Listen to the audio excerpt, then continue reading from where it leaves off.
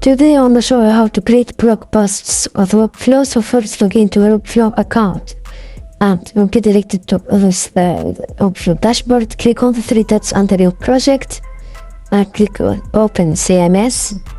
Now you want to locate the collections tab on your scene under your Webflow project, and here it is collections tab. You find the blog posts that are published into your Webflow project. So this is all the default of posts. If you want to create a new blog post, head over to this blue new blog post button.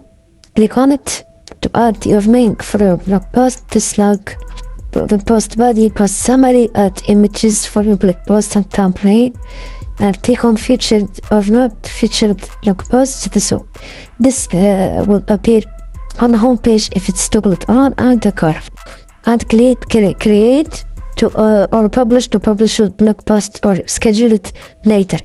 And this is pretty much it, guys. In this tutorial we learned how to create blog posts with Webflow, and the work is done. If you found this video helpful, don't forget to like, subscribe, and leave a comment.